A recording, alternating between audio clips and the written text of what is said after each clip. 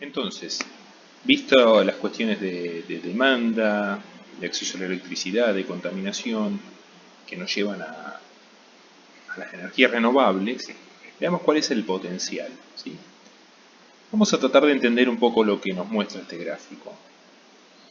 Por un lado, vamos a ver esto de aquí, que es un poco más conocido. Estas áreas, estos círculos que están aquí, nos muestran el potencial de energía que tienen distintas fuentes no renovables. A datos del año 2015, la energía que se consume en el planeta es del orden de 18.5 terawatt año por año. ¿Sí? Es una unidad de energía, en vez de hablar de terawatt hora, terawatt año. 18.5 terawatt año por año. ¿Sí? Esto asumiendo que no crece, en realidad va a ir creciendo. Tomando ese como dato base, las reservas naturales de gas natural estimadas que existen alcanzan para unos 220 terawatt año. Por lo tanto, podríamos hablar que alcanzan para unos 12 años, o sea, podríamos motorizar el mundo entero a gas natural por 10-12 años. Las reservas de petróleo en sus distintas formas, reservas estimadas nuevamente, están en el orden de 335 terawatt año de potencial energético. Bien, aquí podemos hablar de casi 2 décadas. El carbón es notoriamente mayor, tenemos reservas que alcanzarían para abastecer 830 terawatt año de energía. Y el uranio, unas 185 terawatt año. El más es porque hay alguna duda sobre la estimación de reservas de uranio. ¿Sí? En fin, casi que podríamos decir que con todo esto podríamos motorizar al mundo completo durante un siglo utilizando carbón, petróleo, gas natural, uranio. ¿Sí? Obviamente con un problema de contaminación enorme. ¿Sí? Pero podríamos hacerlo. El problema es que esto, una vez que se agote, se agota. Y no hay vuelta atrás. Entonces, esto que está aquí, que representa estas áreas, es una cantidad finita que se agota y no se renueva. Por lo tanto, su uso tiene que ser cuidadoso. Las renovables, por el contrario, tienen un potencial tan grande como las no renovables y con la ventaja de que no se agotan. La energía solar, por ejemplo, es enorme. Estamos hablando de unos 23.000 terawatt año por año. ¿Sí? El Sol bombardea la Tierra con 23.000 terawatt año de energía, en forma de calor, de radiación. ¿Sí? Está bien, no todo eso es aprovechable con paneles fotovoltaicos ni con sistemas térmicos, pero con que solo sea aprovechable el 1% o el 0,5%, estamos hablando de que equivale a todas las reservas de gas natural o todas las reservas de uranio del planeta. El viento, la energía eólica, según las estimaciones que hagamos o qué puntos consideremos del planeta, pueden oscilar entre 75 y 130 terawatt año. Y así el resto, bueno, menos las energía de las olas, la biomasa, la geotérmica, la de las mareas, sí, ya son mucho menores. Pero son todas renovables, eso quiere decir que todos los años tenemos la misma cantidad disponible. Pero solamente con aprovechar el 0,5% de la energía solar y la mitad de la energía eólica disponible, tenemos ampliamente para cubrir las necesidades energéticas de nuestra civilización por mucho tiempo. Y con la seguridad de que eso no se agota. Además, el tema con las reservas, más que nada hablando de energías no renovables, es que nuestras estimaciones no siempre son buenas, cada tanto tienen revisiones, pero en general la estadística muestra que van hacia la baja. Si vemos la tasa de descubrimientos de pozos, de yacimientos de petróleo desde finales de la década del 40 hasta el presente, va en caída. Aquí tenemos otro informe, este es de Bloomberg, este otro es de la Agencia Internacional de Energía, donde muestra también la misma tendencia. Eso no quita que un día se descubre un yacimiento nuevo en un lugar, en un país remoto, en una falla, en algo que renueva, pero son pequeños puntos que se escapan de la estadística, pero la tendencia evidenciada en las últimas décadas es a la baja.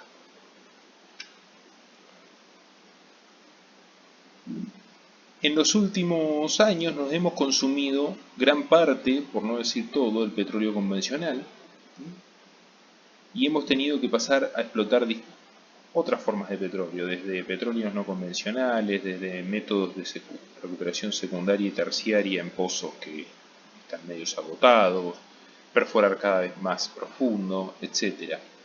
Eso hace que sea cada vez menos redituable la extracción del petróleo. El petróleo de hace 50 años atrás tenía lo que se llama una tasa de retorno, conocida con la sigla ROE, que es la tasa de retorno respecto de la energía que uno invierte para sacarla, que era del orden de 100 a 1. O sea, por cada unidad de energía que se gastaba en sacar petróleo, se recuperaban 100. Entonces, eso explicó por qué el petróleo ha motorizado el mundo durante todo el siglo XX. Ahora, en la medida que se han ido agotando estos pozos de petróleo convencionales, extraer el petróleo ya cuesta mucha más energía y las tasas de retorno son menores, 25 a 1 por ejemplo. Ya si nos vamos a formas más complejas del petróleo, como las arenas bituminosas, como el petróleo que está embebido en la arena, estamos llegando a relaciones 5 a 1. ¿Sí? Entonces ya la tasa de retorno es mucho más baja y ya empieza a no ser competitivo ni conveniente explotarlo. Se considera más o menos, hay un consenso, que para que una fuente de energía sea sostenible, la tasa de retorno tiene que estar en torno a 10 veces. ¿Sí? Una tasa menor a esa no es sostenible en el tiempo para una sociedad tecnificada. ¿Sí? Puede ser sostenible en un plazo corto, pero no a largo plazo. Para que se den una idea, nuestra famosa vaca muerta, que tantas expectativas nos da, está en esta zona. Entonces,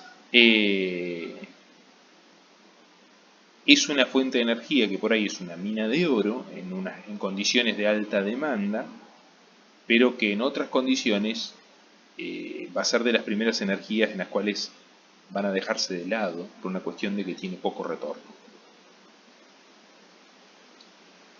Es importante resaltar, insisto, que estas proyecciones se revisan constantemente, hay nuevos modelos, se descubren yacimientos inesperados, pero la tendencia es a la baja. Por el contrario, todo lo que es energía renovable, la tendencia es a la alza. Los últimos años y las proyecciones, por lo menos para los próximos años inmediatos, es que las inversiones y la capacidad instalada de megawatts crecen en todas las regiones del mundo, mayormente, como siempre, en la región de Asia-Pacífico, con China a la cabeza, la Unión Europea, Norteamérica, ¿sí? Son los grandes inversores en estas energías. Pero Latinoamérica empieza a aparecer aquí abajo como un actor de menor peso, pero de importancia, y un poco más lejos África y Oriente Medio.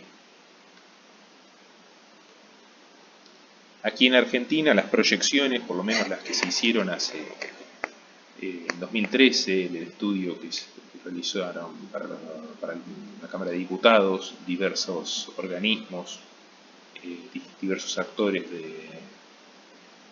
sociales y educativos y comités, proyectaron distintos escenarios futuros.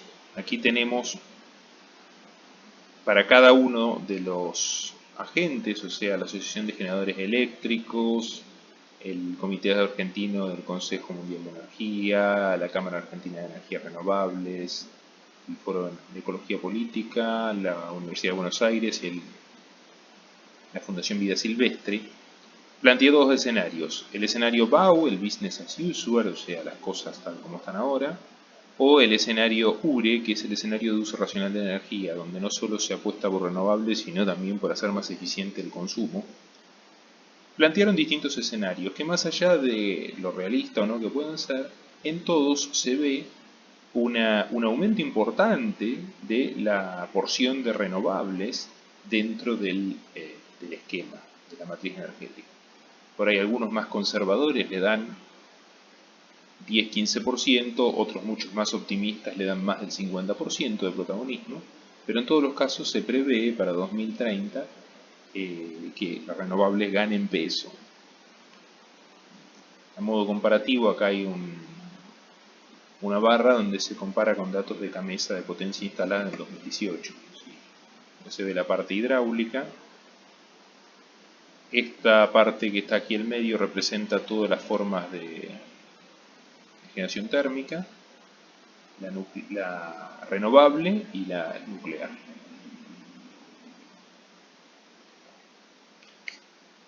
El potencial energético en energía renovable en Argentina es muy grande. Como ya lo vimos en la introducción a este curso, tenemos un gran potencial eólico, mayormente centrado en toda la región patagónica, sur de la provincia de Buenos Aires y sur de la provincia de Córdoba. No quiere decir que en otro lado no se puedan poner molinos, sino que su rendimiento no es tan bueno. Un gran potencial solar, mayormente en el norte y en la región de Cuyo, también en partes de la región de Santa Fe, Córdoba, Santiago del Estero también existe un gran potencial. Potencial geotérmico tenemos en la zona de Neuquén, una zona con muy elevado potencial geotérmico, y de hecho hay planes para instalar una central geotérmica de unos 30 megawatts en algún momento. Y también potencial para sacar energía del mar, tanto en forma mareomotriz, energía de las mareas, como unimotriz, energía de las olas. Si vemos, los colores más oscuros representan la mayor cantidad de energía, y si bien hay partes del mundo donde hay mucha energía, justo acá en el sur, toda la zona patagónica en particular, tiene un gran potencial de energía mareomotriz, ¿sí? Claro, justo en la región patagónica, una de sus características distintivas son las amplias mareas, ¿sí? La fuerte diferencia entre mareas baja y alta, que permitiría la implementación de esquemas, de sistemas de lo que se llama cosecha de energía mareomotriz. Esta tablita aquí simplemente es un resumen condensado de algunos ejemplos de energías renovables, ventajas, inconvenientes e impacto. Después, a lo largo del curso, iremos profundizando en algunas de estas, pero simplemente como para hacer un rápido repaso, casi todas las energías que podemos considerar, por lo menos la eólica, la geotérmica, la mini hidráulica, cuando digo mini hidráulica es no hidráulica de represa, sino hidráulica de aprovechamiento de cursos de río, pero sin modificación del ecosistema, y la solar, en particular la solar fotovoltaica. Las ventajas es que son gratuitas, limpias, virtualmente inagotables. La solar además tiene como ventaja es que se puede adaptar muy fácilmente al uso urbano, cosa que las otras tres no. Los inconvenientes en general de todo esto son la dispersión aleatoria del recurso, en el caso de la solar el ciclo día-noche o justamente la variabilidad del clima que afecta al recurso. La mini hidráulica, bueno, está condicionada obviamente a la presencia de los cursos de agua, y la geotérmica, por ahí el problema que tiene es que se ubica, la fuente de energía está lejos en general de la mayoría de los centros de consumo, por lo tanto no se puede pensar tanto para pequeños emprendimientos, sino por ahí para grandes aprovechamientos. El impacto ambiental es bajo, ¿sí? En general se limita a impacto visual o ruido en el caso de eólica, pero es algo bastante cuestionable. Pequeños cambios en el ecosistema, pero digamos que son impactos muy acotados comparados al impacto ambiental que tienen el carbón y el petróleo, más que nada. o los residuos de tipo radiactivos.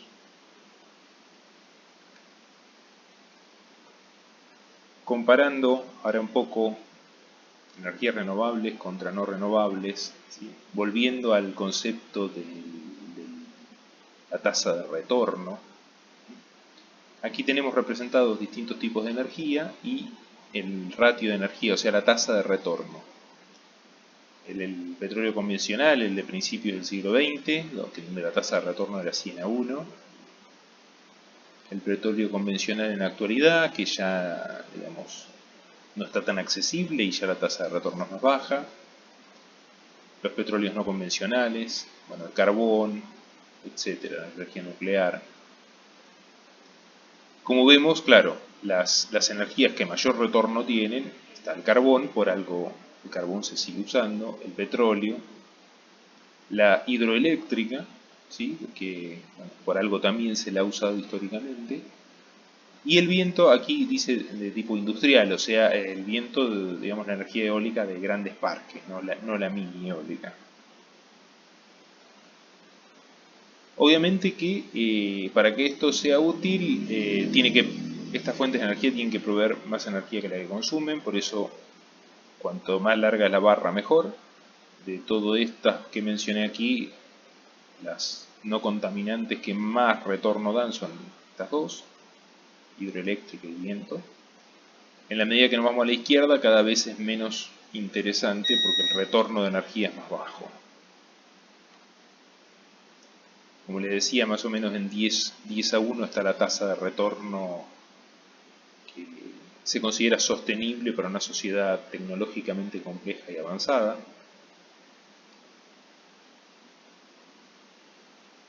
Una de las cosas que tenemos que evaluar, además de la tasa de retorno, es la intermitencia. Un recurso energético no es útil si no se puede usar cuando se necesita. Justamente es el punto flaco de la energía eólica y solar. Punto flaco que hace que estas energías tengan que complementarse siempre con otras o implementar mecanismos de almacenamiento en masa, masivos. Después, otra cuestión importante es el almacenamiento, porque claro, toda la infraestructura mundial de transporte y comercio de energía que se basa en carbón y en petróleo, una de las cosas que tiene en cuenta es que ya todo el sistema de transporte y almacenamiento está pensado. Tanques, tuberías, barcos petroleros, camiones, todo está pensado para transportar la energía de la manera más eficiente. El viento no lo podemos transportar, el sol tampoco. Entonces la única forma es generarlo y tirarlo a la red para consumirlo o almacenarlo de alguna manera. Pero tenemos que almacenarlo de forma eléctrica o a través de algún proceso mecánico como puede ser un bombeo hidráulico o una compresión neumática. Aquí vemos un poco más lo de variabilidad del recurso. Esto corresponde a un estudio realizado en Alemania durante un año, la variabilidad del recurso eólico durante el año 2012. Esto corresponde a un estudio realizado aquí en Argentina sobre energía fotovoltaica. Entonces las energías renovables nos plantean todos estos desafíos, ¿sí? Y también por eso estamos hablando de energía y energías renovables aquí en Redes Eléctricas Inteligentes, porque no es algo que sea del tipo plug and play, de enchufe y use. Tienen un montón de desafíos que hay que solucionar para que realmente, valga la redundancia, sea una solución apostar por las energías renovables y no sea un problema. Todo esto ¿a qué me lleva? A plantear una inquietud. ¿Son seguras las fuentes de energía renovables? O sea, ¿podemos confiar nuestra matriz energética a las energías renovables? Bueno, veamos algún ejemplo. Voy a citar aquí un ejemplo que tuvo cierta prensa en su momento. Australia del Sur, una de las regiones de Australia, Australia del Sur, el 28 de septiembre de 2016 se vio afectada por una serie de tormentas muy fuertes que provocaron la caída de una línea de alta tensión. Esa caída de la línea de alta tensión provocó un efecto cascada que terminó por cortar la energía a todo el estado, ¿sí? O sea, aquí tenemos el historial con las distintas fuentes, tenemos energía térmica con gas, eh, energía eólica aquí en amarillo, la importación de energía, y en un momento se corta todo y durante varias horas todo el estado estuvo sin energía hasta que de a poco empezaron a recuperar la energía. Esto generó una movida muy fuerte en Australia del Sur, de sociedades civiles y de distintas organizaciones, bajo el eslogan de Stop This Thing, o sea, como paren estas cosas, ¿sí? Que justamente van a contramano de lo que uno espera de favorecer las renovables, sino todo lo contrario, para que saquen los molinos y que vuelvan a la generación basada en el carbón y el petróleo. De hecho, hacían comparaciones irónicas entre la situación de Australia del Sur comparándola con Corea del Norte. El motivo de este fallo, ¿sí? Después sale en un informe de la Autoridad Energética Australiana, es que ese día de la tormenta, cuando se cayó esta torre de alta tensión de transmisión, dejó a la región sin toda la importación de energía del estado vecino, del estado de Victoria, que representaba 1/3 de su matriz energética. Luego se quedaron con 2/3 y la generación eólica, los parques entraron a pararse, ¿sí? Por una cuestión de no poder abastecer la demanda, y por protección se van desconectando, y obviamente la generación térmica no alcanzaba para cubrir todo y terminó colapsando también. Entonces, a esto se le sumaba que en meses previos a este incidente habían cerrado 2 centrales de carbón, el precio de la energía se había elevado y tenían dificultades para importar energía desde otros estados. Por lo tanto, se había conjugado una especie de tormenta perfecta que provocó ese colapso y esa respuesta después social, de cierta manera. El problema aquí, nuevamente, insisto, es que no podemos confiar toda nuestra matriz energética a una energía o un par de fuentes de energía que son intermitentes. Ni tampoco podemos confiarla toda a la importación. Tiene que haber un balance, un mix, y por supuesto que no van a desaparecer completamente ni las centrales térmicas, ni mucho menos las hidroeléctricas, ni otras fuentes tradicionales. Incluso hasta podríamos decir que las nucleares tampoco van a desaparecer en el corto plazo. Lo que sí se apunta es a tener un escenario más sostenible, por lo menos hasta que existan mecanismos de almacenamiento de grandes cantidades de energía por largos periodos de tiempo que estén al alcance, por decirlo de alguna manera, de todos. Justamente una de las cosas que impulsa la Agencia Australiana de Energía hoy en día es a incorporar mecanismos de almacenamiento para solucionar este tipo de inconvenientes. Hay muchas movidas, no solo la australiana, en Europa también hay todo un lobby de empresas eléctricas agitando el fantasma de los apagones, justamente por el tema de la intermitencia de las energías renovables. Pero la realidad es que hay estudios que muestran que si comparamos la cantidad de apagones respecto del grado el grado de penetración de energías renovables en la matriz energética, vemos que, por ejemplo, países como Dinamarca, donde el 30% de su matriz energética es renovable, o Alemania, donde casi el 15% de su matriz energética es renovable, tienen mucho menos apagones que Estados Unidos, donde la proporción es mucho menor. Este fenómeno tiene varias explicaciones, pero lo que evidencia es que al menos las energías renovables no son responsables de los apagones. No, tampoco quiere decir que sean solución, pero al menos no son responsables, porque países donde tenemos grandes niveles de energía renovable no tienen demasiados apagones. ¿Sí? Va en una cuestión más bien de balance de la red, de la topología de la red, de la forma en que están implementados mecanismos de protección, etc. También otros cuestionamientos son los del precio, que por ahí se esgrime que el precio de la energía se incrementa porque bueno, es más barato quemar un barril de petróleo o una tonelada de carbón que andar cosechando viento con un molino, inyectándolo a la red, etc.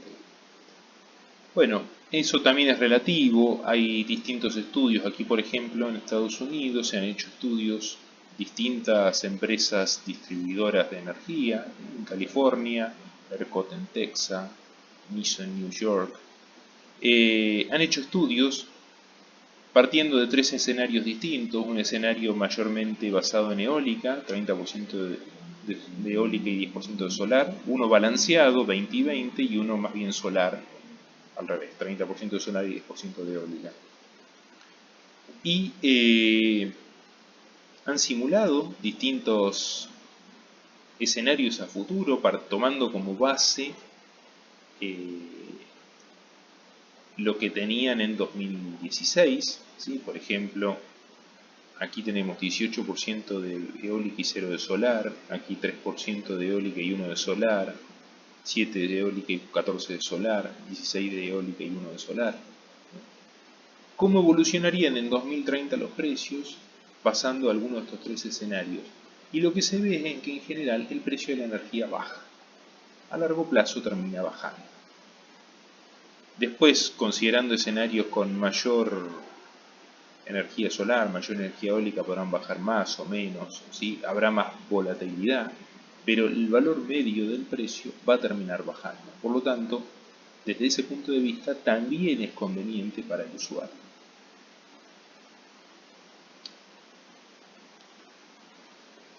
Podríamos seguir hablando sobre energías muchísimo, siempre cada tanto surgen nuevas tendencias sobre fuentes de energías.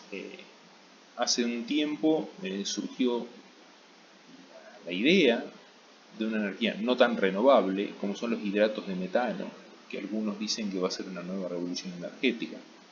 Los hidratos de metano se presentan como cristales de hielo con gas metano encapsulado en su interior, que se van depositando en el lecho marino y se van acumulando en el fondo marino, debajo del fondo marino, y tiene un gran potencial porque es gas metano. Hay estudios hechos que revelan que existen muchísimos puntos donde esa acumulación de hidratos de metano es realmente importante y que si se pudiese extraer de una forma adecuada, podrían proveer mucha energía. Curiosamente, dan las casualidades que hay muchas de estas zonas de interés que están todas rodeando a la isla de Japón. Por lo tanto, en Japón se está trabajando fuertemente en este tema porque las estimaciones hablan de que estos hidratos de carbono podrían reemplazar a todo el petróleo, carbón y gas del mundo sumados en el día de hoy.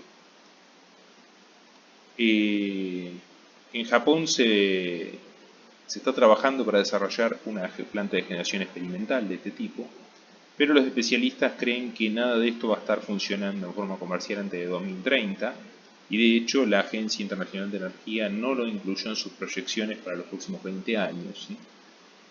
Pero bueno, este otro, como hoy hablaba de la fusión, estas son estas fuentes de energía que por ahí nadie tiene en carpeta, que pueden en un momento irrumpir en el escenario y poner todo pata para arriba de vuelta.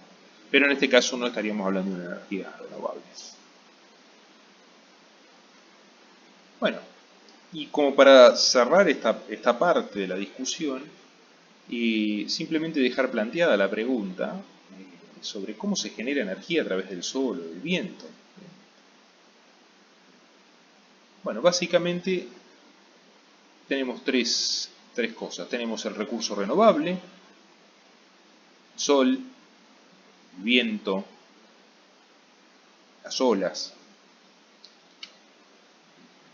Tenemos un elemento de cosecha, ¿sí? Así se le llama en la jerga, que será un panel fotovoltaico, por ejemplo, si queremos extraer energía de la radiación solar, un molino si queremos extraer energía del viento, algún tipo de boya si queremos extraer energía de las olas. Con esto convertimos en forma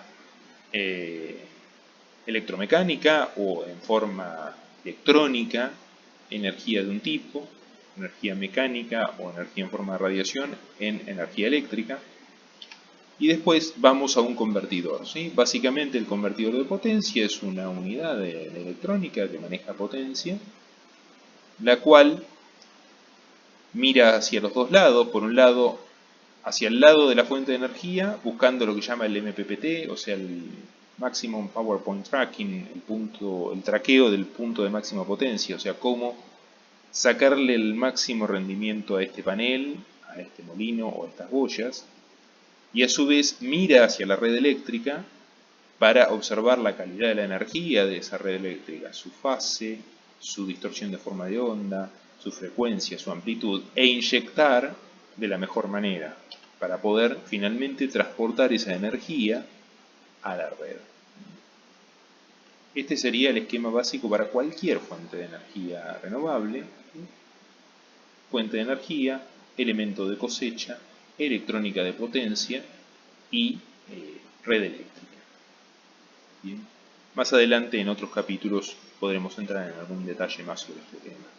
Bien, entonces ahora un poco cerrada esta parte, vamos a tratar de ver cuál es la situación actual en Argentina como para tener un pantallazo rápido de en qué punto estamos parados.